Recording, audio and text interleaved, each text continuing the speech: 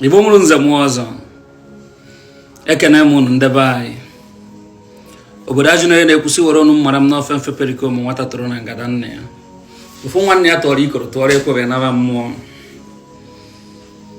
ndebe anyị nna m sị na ọ na-eme ihe ọjọọ gba ahụ ọghọrọ omenala ọ sị m na ọkwanye ka udene ji bee akwa na-ekpasi ọnwa egbuchana ndị okenye ka enwe ndị ya na-akọrọ ụmụazị omenala mana amaghịzi mma na generation anyị ọ na-enwezi ihe okenye ka ọ na ihe nwere nwa okenye arụrụ ana kpatara ụmụazị ji eri udene n'oge nke anyị kpọọ ya anụ. Kedu ebe okwu m na-aga? Ọ gbasara nwa okorobịa na-akpọ ODOGWU ASABA, onye nke nwa agbọghọ pụtara n'ihu akwụkwọ bagharịrị ka o si dakpo ya n'ike, ihe oyibo kpọrọ rep, disvirginia ya, akụkọ na-asọ oyi na ntị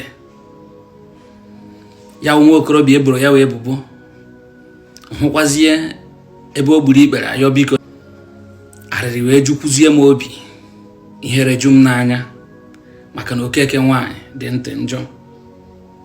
Now achọbụ m itinye ọnụ n'okwu gbasara ya wụ ODOGWU ASABA, mana so many content creators pụtaziri na defend ya wa arụ ihe leadri to mụ wee pụta ka m bịa kpọọ ihe ọjọọ maka na oyibo siri akwụkwọ si na ọ na-aka mma to call a spade not farm implement.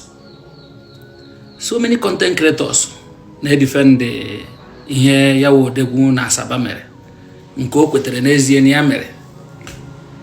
Ha na-asị go nwa agbọghọ katara obi chọrọ nwoke jee na hotel na ọ na-eme ha na aga edina gị. Gị nwa agbọghọ chọrọ nwoke ije na biya, ọ na-eme ha na aya edina gị. Enye gị azụ ịta, enye gị nkwụ ịṅụọ, enye gị nke irie, na ọ na-eme ha na aya edina gbugu, justifying evil with invalid reasons. Amaghị onye gwara unu, like ụmụ okorobịa ọgbara ọhụrụ anya, amaghị onye gwara unu na omenala ma ọkwa na ọ ihe ziri ezi na nwaanyị chọrọ gị bịa na hotel nọ iwu na ihe edina ya maka ọ chọrọ gị bịa na hotel, ma na nwaanyị chọrọ gị bịa na be gị nọ iwu na ihe edina ya na enweghị ikikere maka na ọ chọrọ gị bịa na be gị na ihe edinara ya. Mara, just hear it from me, and I don't care about how you feel. Ma open again more favorable. Having carnal knowledge of a woman without her consent or rape, that woman nike deny arokobo. No matter ihe korai lead to ime, I got magodugi ben ime raro before I never zianya situation approach what led to it. So makagawa ebe nenem, don't ever listen to the content creator na agwa go nwa agbọghọ chọ nwoke jewe na hotel. What did you expect? Oga, hotel were a guest house or a home of entertainment. Nwaanyị nwere ike ịchọgụ bịa ebe ahụ, onye gị ikikere idina ya ma ọ ịdakpọ ya n'ike karịzie ma ọ masịrị ya. Ama m ihe m na-agwa gị, oyim na m ga-agwa mmadụ ahụ ezigbo karịa oyim na agwara m ga-agwa. Ọ bụrụ na ODOGWU ASABA yọrọ m ndụmọdụ mgbe o mere nwa ahụ invite, ọ ha dịrị otu a assistance na he's regretting a lot of things. Ịghọtago? Ngara mmara anaghị ebu ụzọ dịka nna m si gwa m, had I know always come last. Ọkwa hụrụ nwaanyị ma o kwetaghị gị hapụ ya. The most beautiful ones are not yet born. Ịpụkwa n'iro ịhụ nke ka nke ahụ mma. Ọ na-adị mma akpa wee rahụ n'ute. Ịhụrụ nke ịdakpo n'ike ahụ aka m adịghị ya. Ọwụ na omenala unu ọgbara ọhụrụ, ọwụkwa ha ka ndị mbụ si dobe ya. Nwaanyị na-abịabeghị buru n'obi na ị chọrọ idina ya, gụnị ya kpaa ya n'isi mbido, eji na aghụghọ bịa ịrata ya, ịchọwazie ka ịfọ ọsụọ ya. Mba, ụbọchị o kwuru na irepụrụ ya, get the point. Enwekwara ike dị innocent, mana before you prove cha ya, a ga-eme gị arrest. Before you prove cha ya ije ne court, from ije court ị ga-anọgodo na waiting trial maka na lep akwụkwọ available offense. Ị ga na waiting trial, emewezi investigate ka wee ma ma dị innocent nwe dị right. and mind you onye turu ohi n'ime ahịa mgbe ahịa na-azụ oruo ka ahịa nachara asị na ozuzu ihe ohi anyị eje nwunu n'ụlọ je gwa ndị bịara ahịa ụbọchị ahụ na onye ahụ ezuzikwa ha ohi. Ama m ịghọtara okwu m. Otu ahụ Odogwu na Asaba nọ ha akpọgoro ya rapist, irepụrụ nwa mmadụ. Eventually ekperecha court find ya innocent. Anyị eje n'ụlọ kọrọ ndị niile nugoro na ya rapist na mba na ọgwụkwa ihe o mere na ekwe ka o siri mee. Onye ọ na-anacha na bịa buruzie n'obi na onye a na-adakpọ ụmụ mmadụ n'ike. Yes. Take for instance, anọgwo m na hotel. A guy pụta na-agwa enyi nwoke nna na nwa m butere ọma wee yo na ya kwụọ n'ụgwọ ọrụ nwatakịrị na kpuo rie nni menta mi ma flex ya ya ọ chọghị inye ihe a.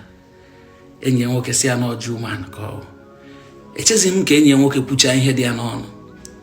M si ya nna na okwu a gbasara mbet ọ na ya anọrọ ndụmọdụ m were ihe m gwara gị. Otu ahụ nwa si bịa sị gị na ọ chọghị were ego moto nye ka ọ naba. Ịghọtago ka ọ naruo be ha, even ọ naruo be ha kpọọ ya dị sure na ọ naruru n'udo, maka na ịdị na nwa n'ike you spend more. Ihe kwuru na hotel ị ga-ama na ịkpọta a professional lawyer to defend you in the case of rape na ọwụ 1 naira, and it will take your time. At the same time it will still cage your freedom.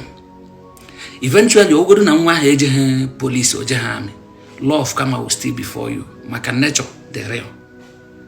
Ịghọtana a na-ezere enu a na-ezere anụ onye si chi egbunye ka egbunye ji na aka egbu onwe ya. And the reason why he eji kpọ nwa ha ka ịma ma ọ na rukwere because na ọ pụgodo n'ụzọ nwụọ etres gba through call log. Nwanne a ga-ama na ọ na nke gị ka ọ bịara maka gị na ya zara call wee bịaba, and before imechi onwe gị explain na aka gị dị ọcha it will take time. Ngaramara anaghị ebu ụzọ, and the young man sị m na ihe m kwuru bụ eziokwu. Ji nwa discharge adị mmụọ na okwu na ụka na-arụ onwe ya. Use your brain.